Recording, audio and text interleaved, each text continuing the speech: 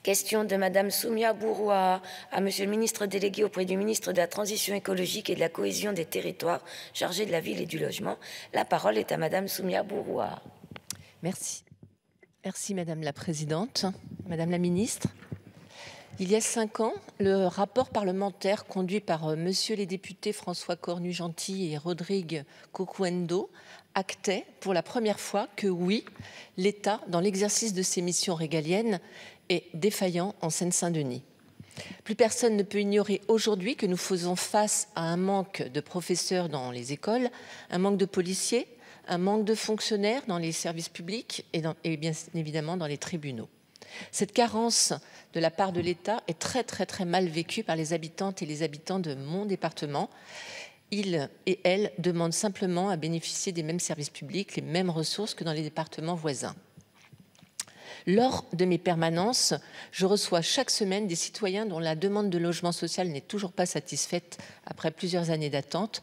Quand on rendez-vous dans la préfecture pour renouveler papier d'identité et titre de séjour, il faut une nouvelle fois s'armer de patience, car c'est là le vrai parcours du combattant. Toutes ces difficultés entraînent une fracture entre l'État et les habitants qui se sentent trop souvent méprisés et relégués au rang de citoyens de seconde zone.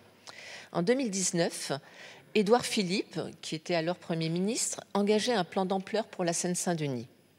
Près de 4 ans après, les élus de mon département et moi-même peinons à voir les bénéfices concrets de ce plan. Les habitants ne demandent pas l'aumône, ils veulent simplement l'égalité. C'est pourquoi, Madame la Ministre, je souhaite savoir si un premier bilan a été réalisé suite à ces mesures et quels en sont les premiers résultats. Je souhaite que ce rapport ne tombe pas dans l'oubli. Aussi, le rapport de suivi de la mission d'évaluation sur les missions régaliennes de l'État en Seine-Saint-Denis, mené par mon collègue Stéphane Peu, nous permettra, je l'espère, de travailler ensemble, État et élus, en concertation, pour mettre fin à cette rupture d'égalité que les habitantes et les habitants de Seine-Saint-Denis n'ont que trop subie. Je vous remercie. Merci Madame la députée. Madame la Ministre, vous avez la parole.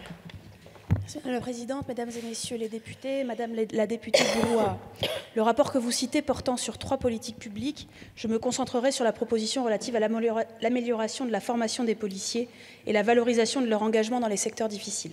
Tout d'abord, la durée de la formation des gardiens de la paix est passée à 24 mois en 2022, 12 mois en école et 12 mois en stage dans un service. Afin de redynamiser la filière investigation de la police nationale, y est intégrée la formation d'officiers de police judiciaire. Tout au long de la formation initiale, les apprentissages professionnels et les entraînements sportifs ou en technique d'intervention ont pour objectif que les élèves acquièrent les savoir-faire et les savoir-être nécessaires à l'exercice des missions opérationnelles. Ils sont notamment sensibilisés à la relation de confiance qui doit être instaurée entre la police et la population, à laquelle je suis particulièrement attachée. Les stagiaires intègrent ensuite un programme composé de modules d'enseignement à distance et d'un accompagnement sur des situations clés. Puis les directions des services actifs de police prennent le relais. Pour renforcer l'égalité des chances, des cibles ont été fixées en matière d'inscription au réseau éducatif alternatif EPID, établissement public d'insertion dans l'emploi, et à l'école de la deuxième chance. La prochaine création d'une académie de police annoncée par le Président de la République lancera une nouvelle étape dans la politique de formation menée par la police nationale. S'agissant de la fidélisation des effectifs sur les secteurs les plus difficiles, je souhaite citer l'instauration d'une prime de fidélisation territoriale aux policiers qui auront exercé durant 5 années consécutives leurs fonctions dans le ressort du département de la Seine-Saint-Denis.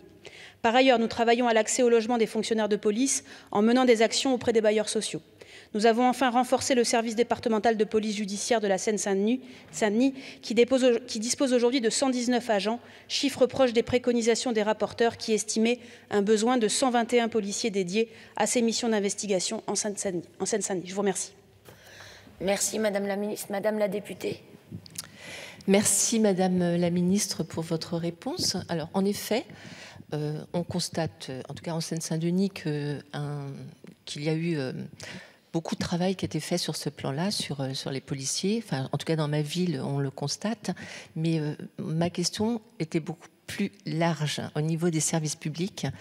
La Seine-Saint-Denis est un département qui est très jeune, qui a un très fort potentiel, avec les jeunes sont véritablement l'avenir de la République et on constate encore une rupture d'égalité quand on voit que les enseignants ne sont pas suffisamment remplacés, manque d'enseignants et surtout aussi dans tout ce qui est service public de proximité. Simplement pour refaire un renouvellement de passeport ou carte d'identité, l'attente est très très longue, manque de personnel dans les tribunaux, quand on voit que les affaires tardent à se régler. Voilà, tout simplement, on espère avoir des réponses concrètes très très rapidement sur tous ces... Alors, aussi, peut-être le rappeler, en Seine-Saint-Denis accueille énormément d'entreprises. Elle est sous le feu de projecteurs parce que voilà, on va recevoir dans un an les Jeux Olympiques et Paralympiques. Et on aimerait bien que la Seine-Saint-Denis puisse bénéficier de beaucoup de choses et justement des services publics en conséquence pour pouvoir accueillir ce bel événement. Je parle aussi de transport et beaucoup d'autres choses. Je vous remercie. Merci, Madame la députée.